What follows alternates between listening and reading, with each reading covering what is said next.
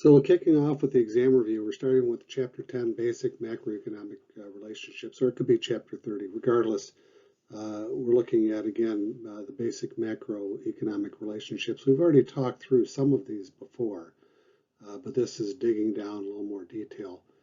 Again, focusing on the macroeconomic relationships. So we're looking at, starting with the relationship of the income and consumption.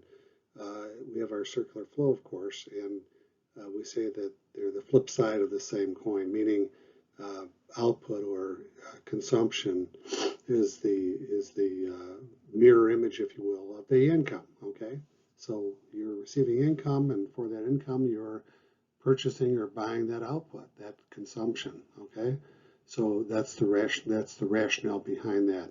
That income turns into those goods and services that you're producing.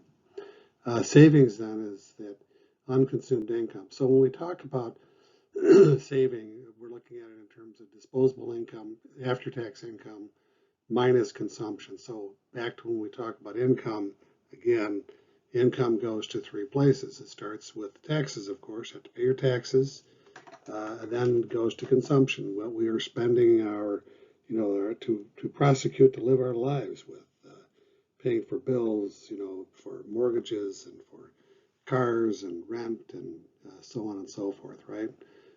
Groceries, and the list goes on and on. And whatever we have left over, the residual is saving. Okay, so income goes to taxes, consumption, and whatever's left over is saving. So when we talk about the consumption schedule, this is another one of those very simple but powerful tools that we have. And it's self-explanatory just looking at it, but just taking it apart. So we have consumption on the y-axis or the vertical axis, and disposable income on our horizontal axis, right? So again, this is after taxes, your disposable income. The income less the taxable income, or the taxes paid out of that income, results in what's left over, the disposable income, what we have to spend for our consumption. So early on, so if we look at the 45-degree line, that is when consumption is equal to disposable income, where they are equal to one another. So in the beginning, what we notice, there's the green line that's above that 45-degree line to start with the red space in there. That is the deficit that you're running, meaning that you have to do what? You have to borrow in order to live at that level, and that would include borrowing for such things as homes, for vehicles, maybe appliances or something else, borrowing in order to, again, live your life. It makes sense. So if you look at it in terms of, the term is a life cycle hypothesis, when you're younger, you tend to be more of a net borrower or a deficit budget unit, right? And that's reflected in this portion of the 45-degree line, where consumption, it is more, you're consuming more than your income can actually provide, and that's the term associated with that is dissaving. Dissaving means that you're borrowing, right?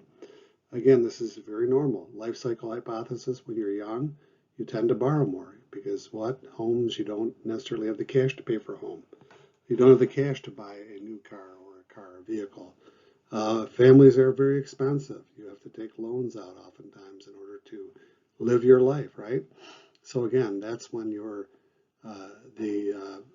spending exceeds your income. We get to the point, again, life cycle, when you're older, you would turn into more of a surplus budget unit where you're a net lender. And that's where the saving part comes in. So again, your income, less taxes gets your disposable income less the consumption. Anything left over, the residual, is saving. So again, according to the life cycle hypothesis, when you're older, you tend to be a net saver, okay? Or at least hopefully, that's what you're aiming for here, right? And that's what we're looking, that's what this graph represents. A lot of talking about this, but it's pretty straightforward, and it's a powerful graph nonetheless, powerful illustration. So when we set aside income, so typically when we talk about income and consumption, you tend to think about them equaling one another, meaning the income that you have, you're going to be able to purchase things with that income. You're able to buy, to consume. So this next part we're looking at are called the non-income determinants of consumption and saving. So walking through them, pretty straightforward, and this will make sense. So this is not income, the non-income piece. So the wealth effect, what we're looking at is that, remember when we said our income less taxes, less consumption, whatever the residual left over is saving. When that saving accumulates, those savings, if you will, accumulate, that's when we develop wealth. We end up with our investments and so on and so forth. And those could include real investments in terms of like real estate, in terms of our home, as we build equity in the home and paying off our mortgage, for example. So that's what we're talking about with the wealth effect. Could also a portfolio like financial assets, etc. So the value of those assets, when they increase, that means your wealth increases. You're looking at it in terms of a balance sheet. Your net worth, excuse me, increases. Your wealth increases. So what happened, this is just an example of why the wealth effect is something that's oftentimes considered. And we had a case in point back in the early 2000s leading up to the Great Recession, 2008, and that's when the Fed when the Fed or the Federal Reserve drove interest rates up. They drove interest rates up because fear of the wealth effect. So what happens is that, yep, you may not have the income to go out there and buy that new boat, but because your asset, the value of your asset increased, that asset could be your home. Very likely, that's oftentimes the largest asset that a person has is their home. So if the value of the home goes up, your equity stake in it, your ownership of that home, this is what we mean by equity in this case, your ownership, what you own in that home, the value has gone up. So you could, if you want to buy that boat and you don't have the income to support it, you could always do what? You could always sell some stock, for example, or you could borrow against your home. You could have another mortgage. You could have a home equity line of credit, all the other options that you could kind of think of. So when you talk about the wealth effect, that means that it's not income that's increasing, but the value of your assets is increasing. Of course, the upside is that you can buy more. The downside is that could also lead to inflation. That's what the Fed was concerned about. Because when you're buying more goods and services than the income that you're producing those goods and services with, there would be a mismatch. You would not there wouldn't be enough goods and services being produced. So if you want to buy that boat, it may end up in an auction type of a situation, where a bidding war, where you end up paying more than you might otherwise pay. So that's called the wealth effect. Borrowing, pretty straightforward. You're borrowing, you're increasing consumption behind your current income potential. You're not buying the house with cash. You're purchasing the home through a mortgage. You're buying portions of the home as you kind of pay down that outstanding mortgage piece, right? So that would be the borrowing part that would come into play. Expectations, you expect prices to rise in the near term. Consumption rises. You think that gas prices are going to go up significantly, so what do? You go out and fill your tank. If you think that there's inflation along the way, you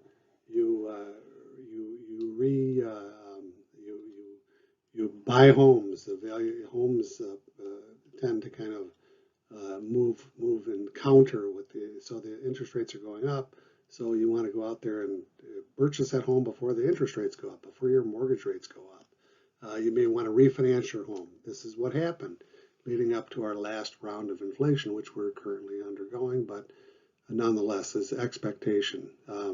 Conversely, going into a recession, we'd have falling consumption, because if your income is going down and you know it, there's a possibility you might be laid off, so on and so forth. In light of a recession, you tend to pull back on your purchases. You don't buy as many things, especially durable goods like new vehicles, etc. So they're very sensitive to the economic climate.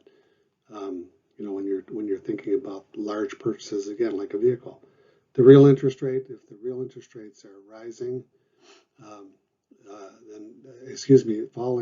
falling interest rates, they're going to be borrowing more. When we say real interest rates, that is adjusting for inflation, okay?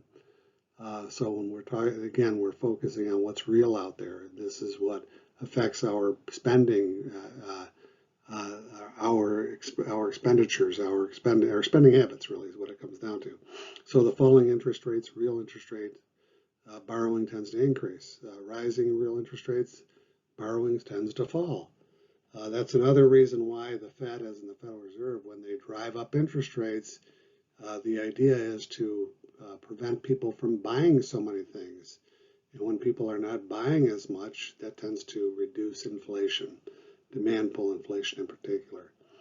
Lastly, we're looking at taxation. So rising taxes would be falling consumption and falling saving because, again, income goes to where?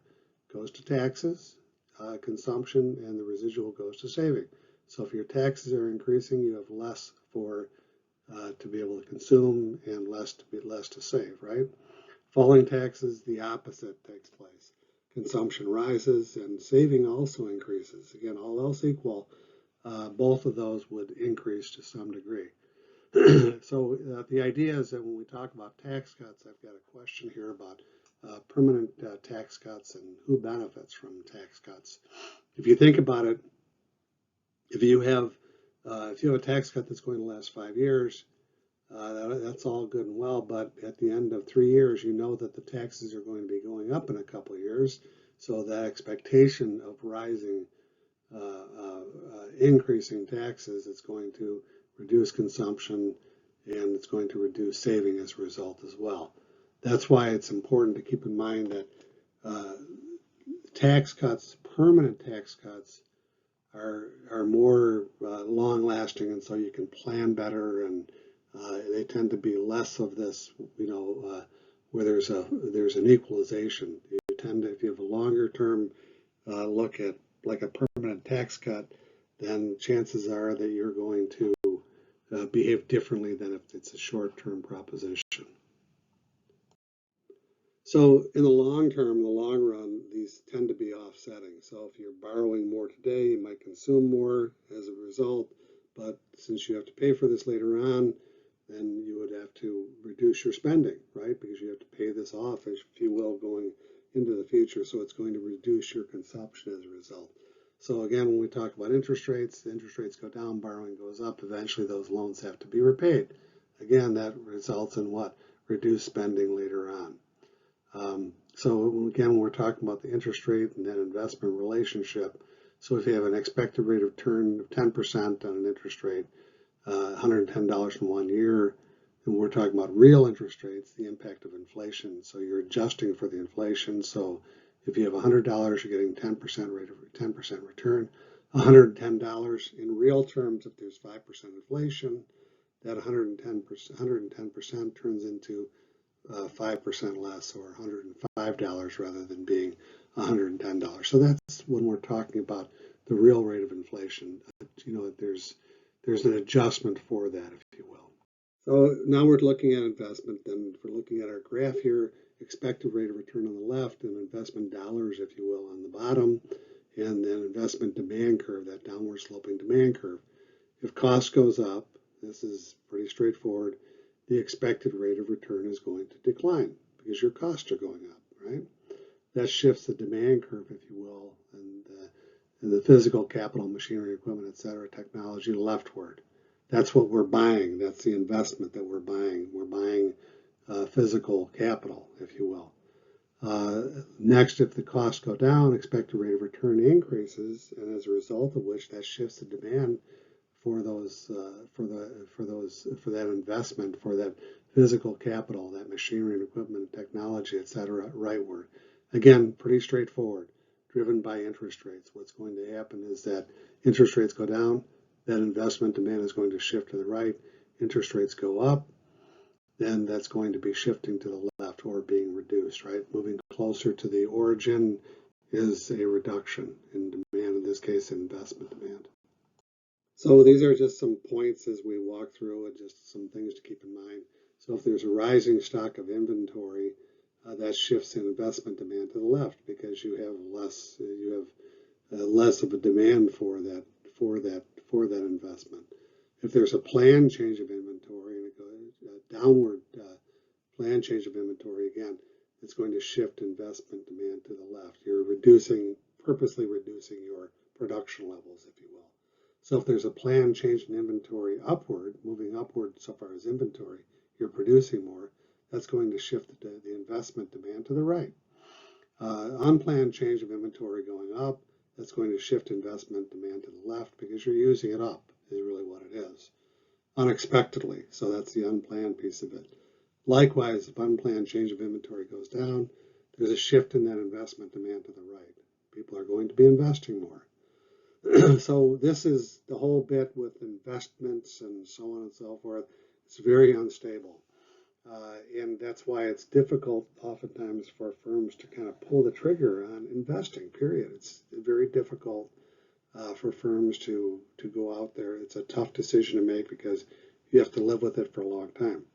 So that, and just an example of the unstable nature of investment. Think about the airlines going into, they're looking at their fourth quarter budget. So October, November, December in 2001, and they've just submitted your expense report. You're thinking your capital plan. You're going to be buying more airplanes, right? Because you're expecting increased travel. And what happens?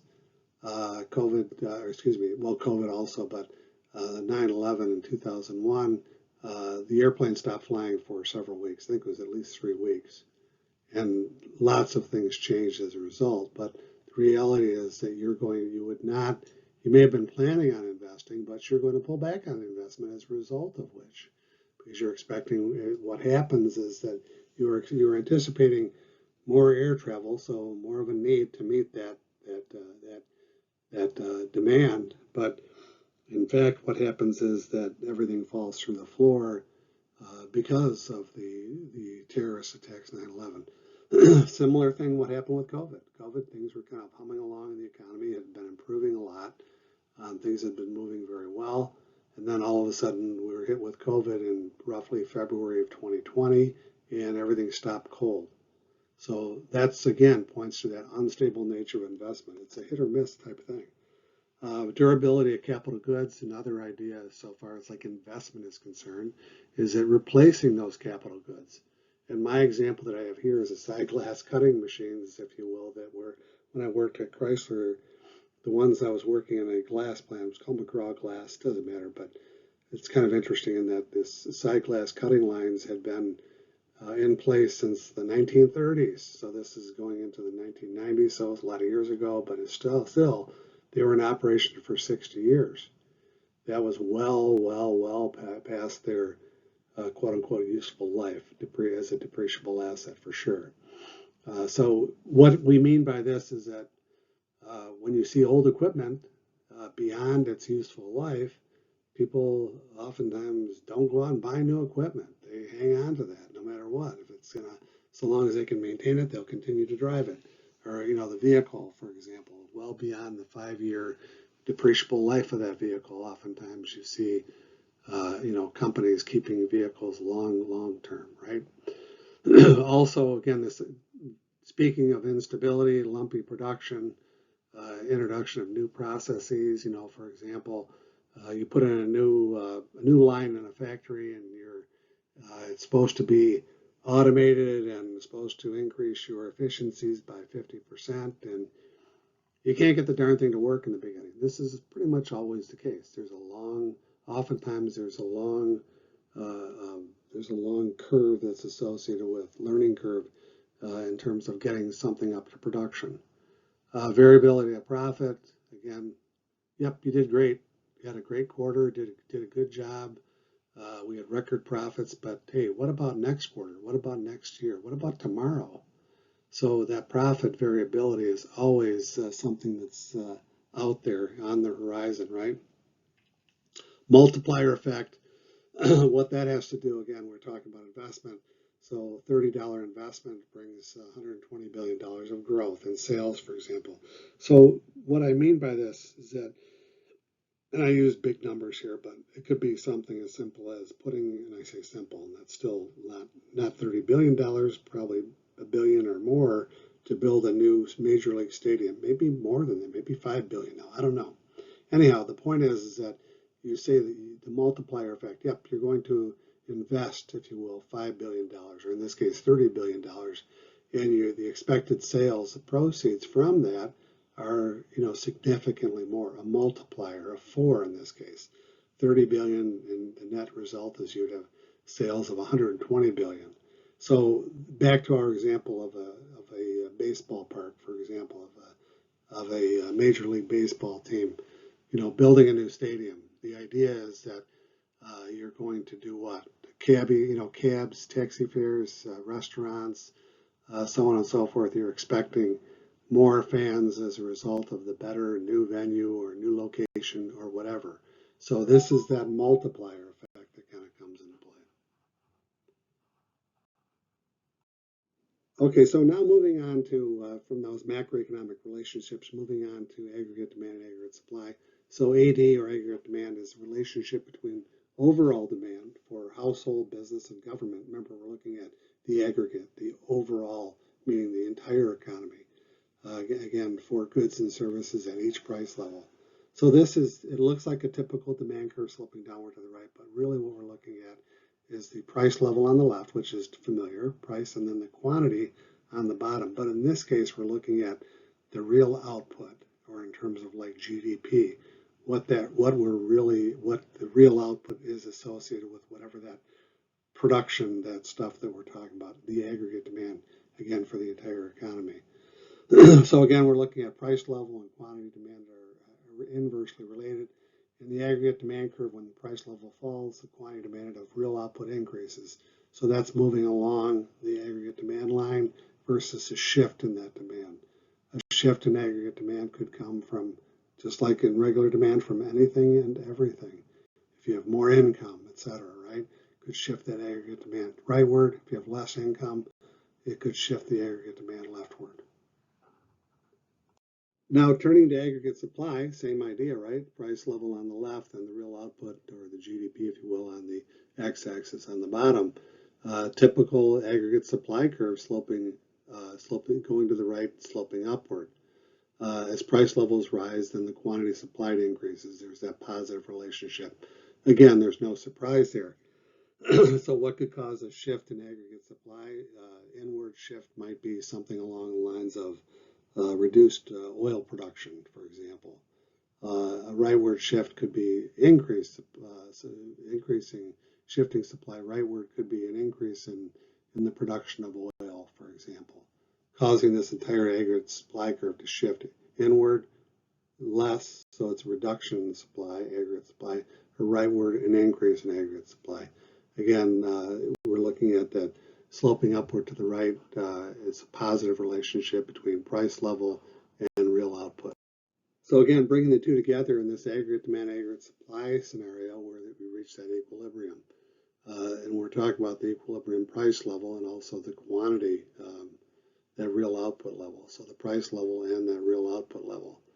And again, the equilibrium, the price level is such that the quantity demanded is equal again to that real output, is equal to the quantity supplied of that real output.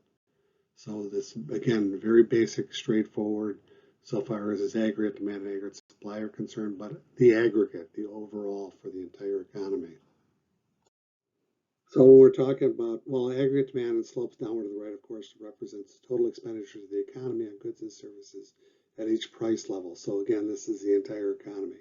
In some ways, it's similar to a regular demand curve for individual goods and services, but it's the entire economy. So as the price falls, deflation, a number of things can happen. When we're talking about movement along the aggregate demand curve, we could have the liquidity effect. Where the real value of money increases. This is a positive liquidity effect on spending. So the quantity demanded of goods and services increases in response to that greater liquidity of society. The more money, if you will, that you would have available to be spent. We already talked before about the wealth effect, and again, this deals with consumption. So when deflation occurs, interest rates tend to fall. And as interest rates fall, the market value of financial securities tends to rise because of the inverse relationship. So so interest rates, again, interest rates and the price of securities have an inverse relationship, meaning, for example, a bond. You have a bond that's returning 10% rate of return, and the interest rates fell from the time that you purchase the bond by 5%. This means that bond is worth more, if you will, in a real sense, right? Because it's the inflation rate had gone down 5%. Anyhow, this leads again to the wealth effect, which leads to an increase in total spending in goods and services that we talked about before. And again, that's what the run up to the Great Recession in 2008, when the Fed was driving up interest rates to offset, to counter, to prevent this wealth effect from being fully realized. Anyhow, onward we go. So interest rate, again, when we're looking at the investment side, when deflation occurs, interest rates will fall and investment will increase. Very straightforward.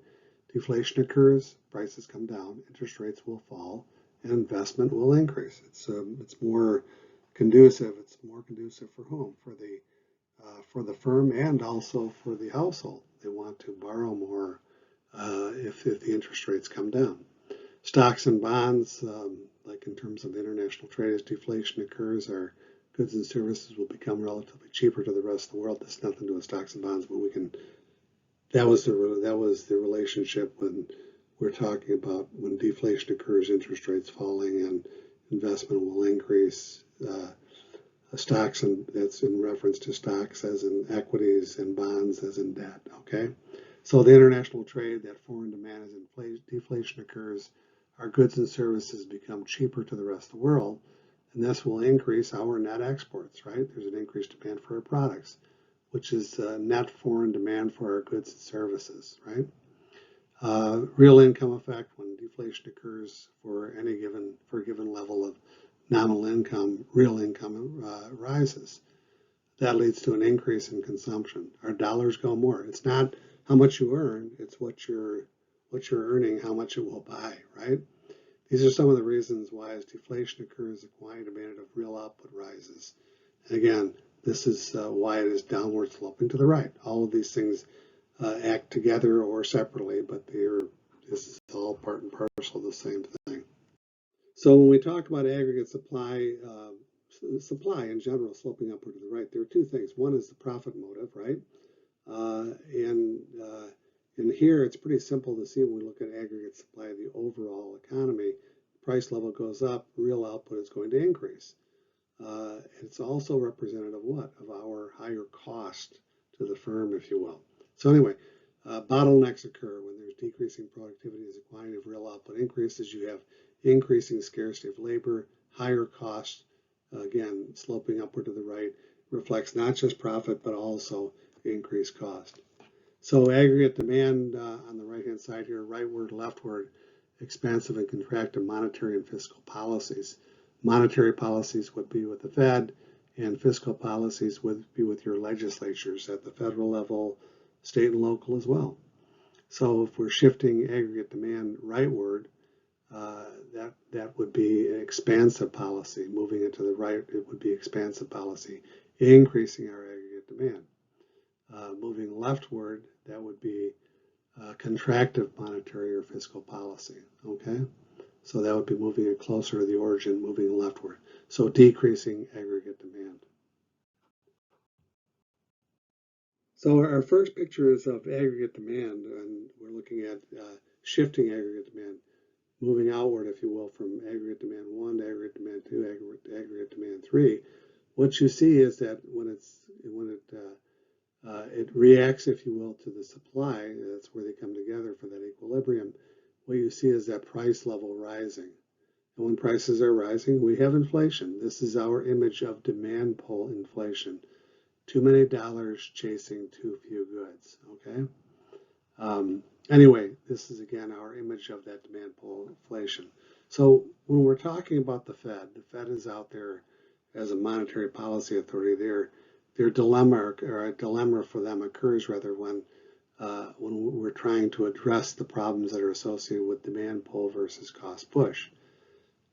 They're very effective, focused, if you will, focused and effective on addressing demand pull inflation. Too many dollars chasing too few goods. Too many people out there wanting to buy something. So what we mean by the demand pull, why the Fed is so powerful, is because when you drive up interest rates, what happens to the demand? The demand tends to dry up with higher interest rates because you would be less willing to borrow at higher interest rates. When I say you, I mean both the household and the firm. So it's very effective in tamping down any inflation that would result from this demand pull inflation versus cost push inflation does not do a very good job. So let's just say, for example, you have your aggregate supply shifting, in this case, shifting leftward. That supply shock is the image on the right-hand side. So that would be for oil, for example, driven by oil, aggregate supply shifts to the left. As a result of which, when you have the Fed trying to counter that, for example, if they're looking at the inflation that could result from this, from that inflation from the cost push side, they're not very effective because they're effective at what? The overall economy. They're not very effective in addressing singular problems or problems that are associated with one aspect of the economy. Even though we're saying aggregate supply, we're talking about the overall. The drivers behind that could be any of those portions of that productive resource, meaning it could be labor, it could be entrepreneurship, it could be land, it could be capital. And so when we're talking about capital, we could point to physical capital, and we could point to problems that were associated with producing microchips, for example, during this last round of after COVID, as a result of COVID, the supply chain problems. And also, if you're looking at the price of oil, if it goes up, if you got aggregate supply shifting to the left, the Fed has a very difficult time in dealing with this. Yes, they can tamp down inflation, but the problem is it's kind of like taking a hammer or a sledgehammer to an ant. It's unnecessary. It's too much. So when the Fed acts, it very good on blanketing the economy in this demand pull side, but on the cost push side, not so much. So when we're talking about shifts in aggregate aggregate supply rightward, oftentimes it's a result of adding new technology into the production. So oil, for example, a lot of it came as a result, the shifting of aggregate supply to the right came as a result of adopting fracking out there. And there are other things as well. Whenever you're talking about any kind of change in technology, the rationale behind new technology is that you want your operation more efficient. You want to be able to produce more at a lower cost, right? So you're being more efficient in your operation, your production increases, and that's again when we're talking about aggregate supply shifting to the right, shifting to the left could again be caused by such things as a supply shock. We talked already about oil, but it could be anything really. So again, just to kind of walk through this one more time, downward, upward movement on the y-axis, and leftward, and is an indication of deflation or inflation moving along that x-axis.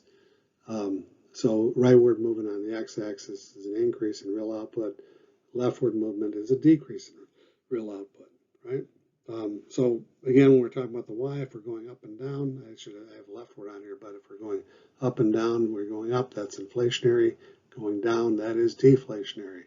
So when we bring the two together, aggregate demand and aggregate supply, you have that equilibrium, right? Same idea as when we're talking about with a typical supply-demand curve. If you're above the equilibrium point, you have a surplus, or in this case, we call it a glut.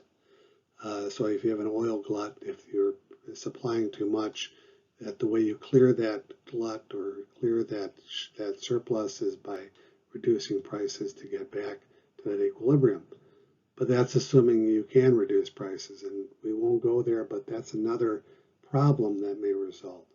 When we talk about that supply shifting leftward, moving that aggregate, that equilibrium point to a higher price level than it was previous. Also, again, if it's priced too low, the price level is too low, you end up below that equilibrium. We end up with a shortage, and the way you clear a shortage, of course, is by what? Increasing the price, moving along the aggregate supply curve, right? So we alluded to the cost push inflation. We've talked demand pull inflation. That has to do with the demand curve, of course. But if we're looking at aggregate supply, if we're looking at a excuse me, if we're looking at a cost push inflation, we don't see the aggregate demand curve shifting. We see the aggregate supply curve shifting, and as a result of which, what happens? You're at the new equilibrium with a long run, in the long run, if you will, higher than it was previously. Also, moving over to the right, net export relation to the rightward shift in the aggregate demand or rightward shift in the aggregate supply. Rightward demand and aggregate demand would cause domestic price levels to rise, causing an increase in imports. Rightward shift in aggregate supply causes prices to fall domestically relative to foreign prices, causing net exports, a net increase in exports. Again, very straightforward. Okay, moving on to money and banking in the financial system. I'll try to keep this somewhat brief. There's a lot here, but we'll unpack it. So when we're talking about money or M1 money is a term I'll refer to it as kind of going forward. It has to satisfy three criteria. The first is that it has to be a medium of exchange that is acceptable to the counterparties, to the buyer and to the seller, okay? And it's accepted as legal tender, meaning a dollar is accepted by a merchant, and a merchant will provide you $1 worth of goods and services, right? In exchange for that dollar. That's what we mean by a medium of exchange or legal tender. Unit of account, gasoline at $3.30 per gallon. Yeah, it sounds pretty good right at the moment, but who knows? When you actually see this, it may be low, maybe high. At any rate, that's a unit of account, meaning how much it is, how many dollars per gallon, how many dollars per pound, how many dollars per ounce of gold. You know, again, for example, using that as a unit of account. A store of value, we're talking about liquidity, and that's the certainty of the value, meaning that if you have a dollar in front of you, think about it domestically in the U.S. If you have a dollar bill in front of you, chances are there may be some inflation, but probably not much. You know, one day or the next, you're pretty certain that that dollar is fairly stable. So that is a store of value, meaning that you can take the dollar out and there's the dollar, and you're pretty certain you put it away, it's going to be worth pretty much the same thing when you take it back out again. Money, when we say the fiat money, that's like make-believe money, and that is, it's dependent upon what? It's dependent upon the faith and full credit of whomever is backing it up. And that's, we're saying government, and government in this case would be the U.S. government. And who is the U.S. government? It is us when it comes right down to it. I know there's a lot of, it's kind of hard to put your head around that one perhaps, but yes, the government is us. They represent us, the people, the representatives, the Congress people, the senators, the presidente, right? They represent us. So anyhow, so it's declared to be, a dollar is declared to be a dollar. It's irreducible, meaning you can go to the bank and exchange your dollar bill for what? What are they going to give you in return? They say, okay, here's a clean new dollar bill, okay? Or here's, 4 quarters, 10 dimes, whatever, however you want to break it out, it's still $1. It's going to add up to $1. So again, when we're talking about fiat money, that's government declaring that that money is in fact money. It satisfies the three criteria for money: medium of exchange, unit of account, and is a store of value. So this is a few years ago, but so we're talking about M1 money. What qualifies for M1 money? Currency, obviously, and this is $1.6 trillion, and demand deposits, 1.5 trillion, checks and traveler's checks, a very small portion, at 2 billion for traveler's checks and 600 billion for other checks. So demand deposits are basically checks. They're commercial entities, if you will, meaning businesses with demand deposits, and other checks would be it also could also be retail banking, but other checks could be like now accounts and share drafts and so on and so forth with like credit unions. All the same, these are all M1 money, meaning this has changed now too. Keep this in mind, and I'll get what that means in a moment. Meaning that you can use those in exchange for, making transactions. There's been a slight change. It's actually a huge change in that your savings account is now added into M1 Money, meaning that you can at least theoretically, I'm not sure if banks are doing this now, but you can do it with some things. But maybe your debit card could be drawing on your savings. I don't know, but certainly on your checking account. Nonetheless, that's M1 money. This is money that is so liquid, etc., that it fits all three criteria. So currency and checks basically fit the criteria I mentioned above as one medium of exchange. You're accepted by the buyer and seller as legal tender. And you're saying, well, checks not so much. Yes, checks. Whenever you use a debit card, the money is coming out of your checking account, theoretically anyways. In all likelihood, it's coming out of your checking account. You write an electronic check. That's a check, right? So this is all M1 money. It's not just currency. It's not just cash, right? So in this case, M1 money amounts to $3.7 trillion. So when we're talking about moving from M1 to M2 in this concentric circles here, and these numbers have changed a bit. I'm not going to get into that at the moment, but the idea is that M1 is a subset of M2. M2 includes M1 and then the non-M1 component of M2. That's added. So in other words, they're added together.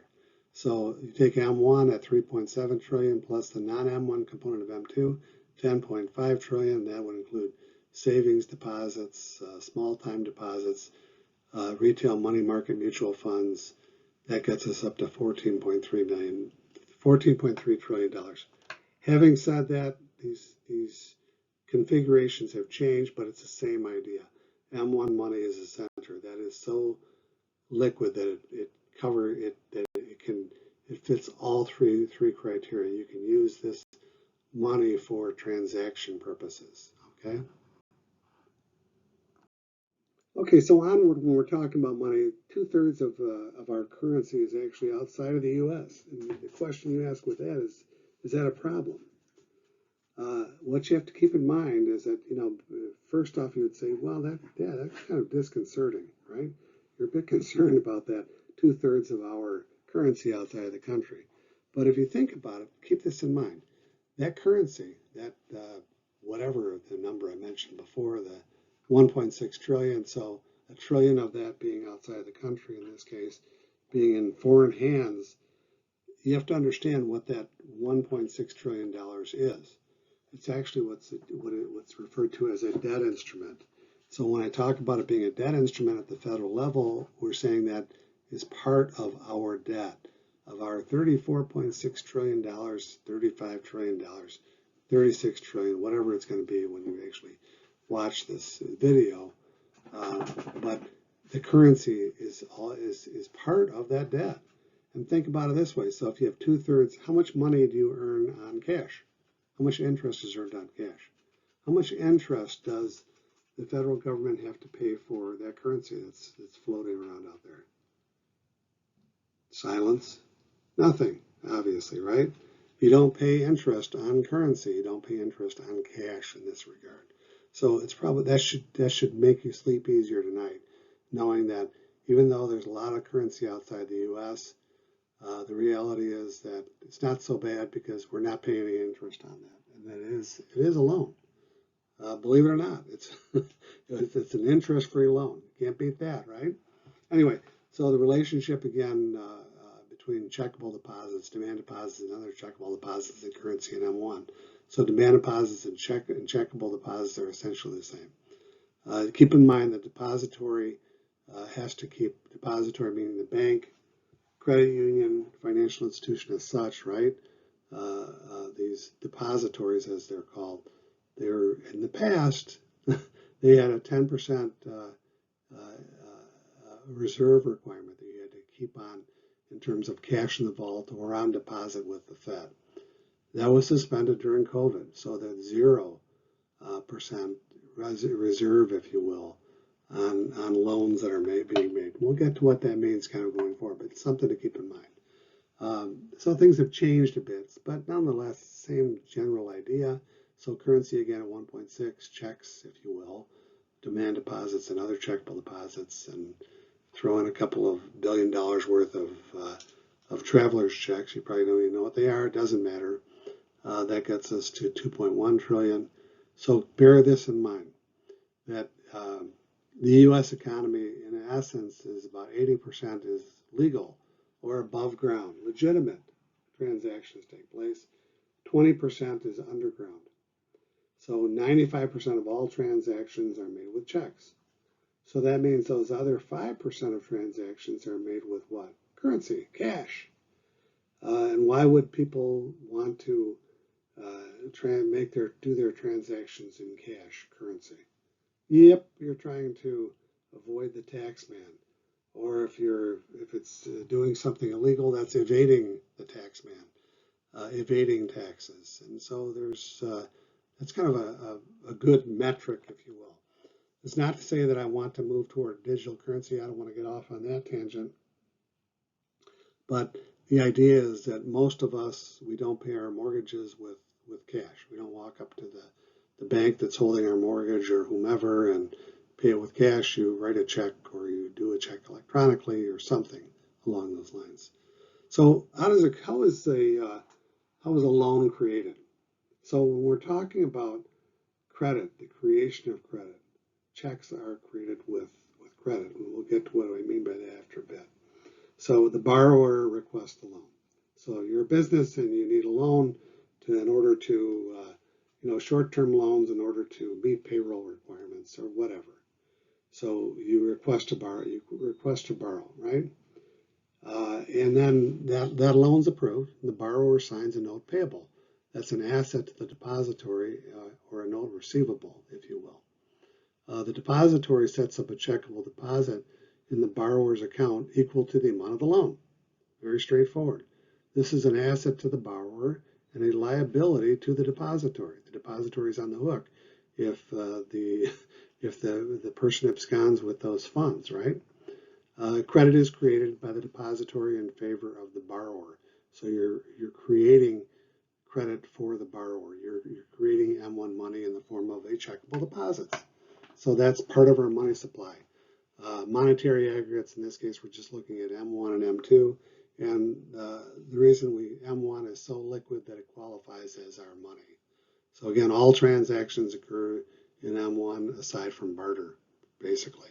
Because when it comes down to it, you either want check or currency, or you can electronically now you can take money out of your savings account, but you got the idea. It's that cash in hand on the barrelhead type of a situation.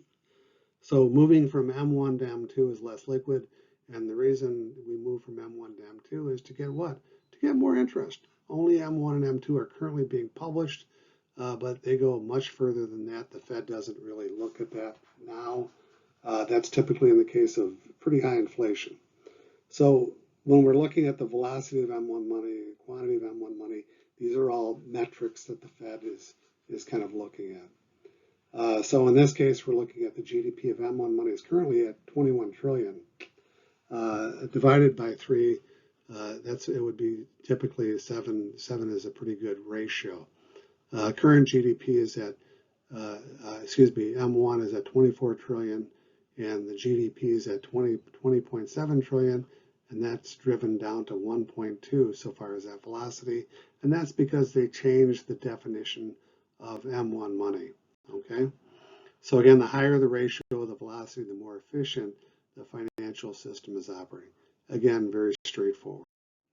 So again, this has been the onset of COVID, where the Fed changed its attitude about M1 money, and this is when they basically moved savings deposits into that M1 money category, which made it a huge, 3-4 times larger than it had been before M1 money. Anyway, So it had gone from a few $1 trillion up to $20 trillion as a result of moving savings deposits in particular into that category.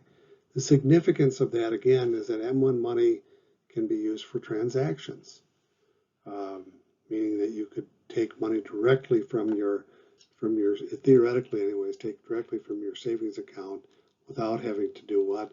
Move it into your checking account first in order to pay a bill electronically or use a debit card, okay?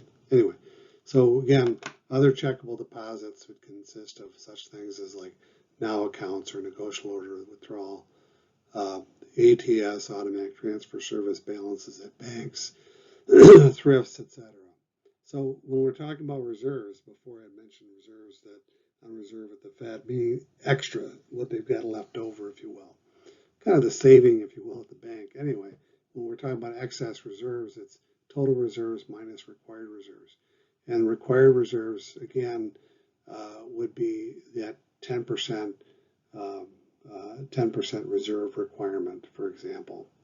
So if there are $4.9 trillion of excess or legal reserves, that's equal to 4.9, including the $2 trillion in currency and $2.9 trillion in reserves.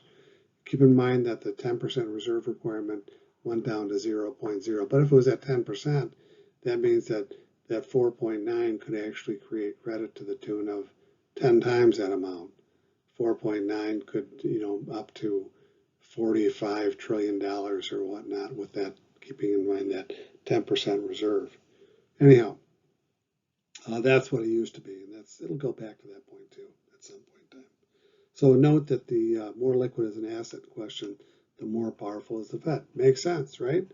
The more liquid, the closer to that M1 money, the more power the Fed has. And the reason the Fed has more power is because their ability to do what? To drive interest rates up. And we'll be talking more about that as we go along.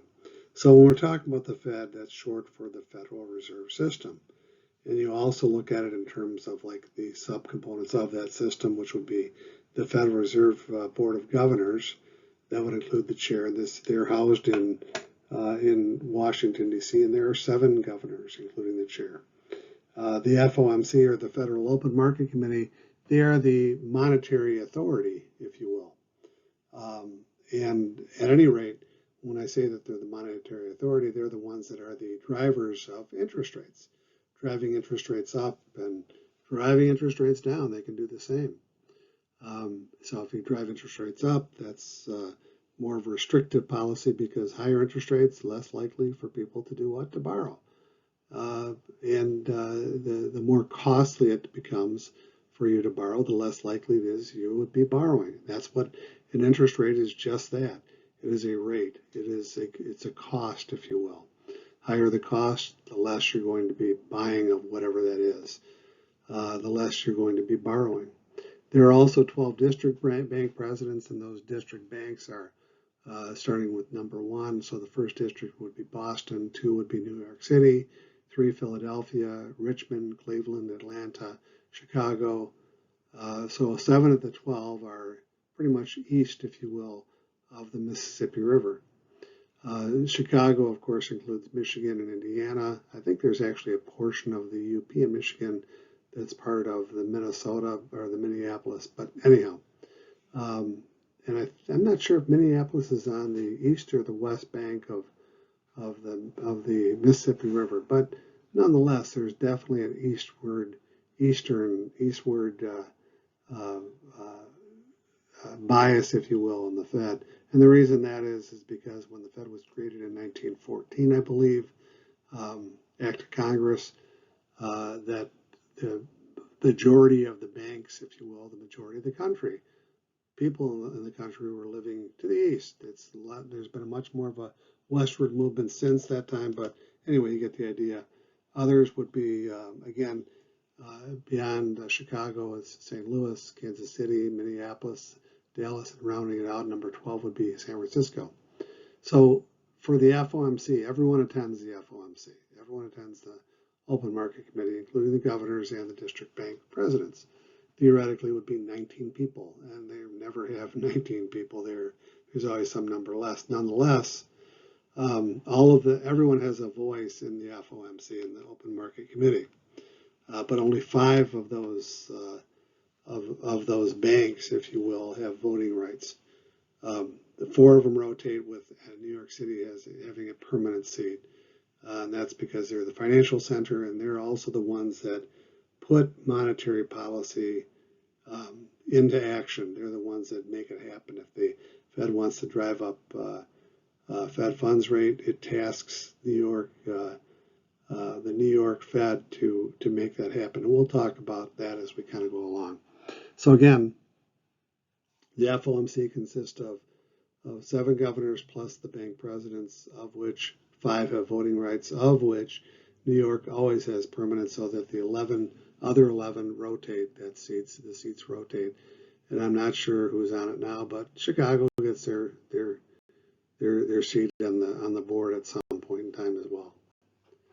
That's it, folks.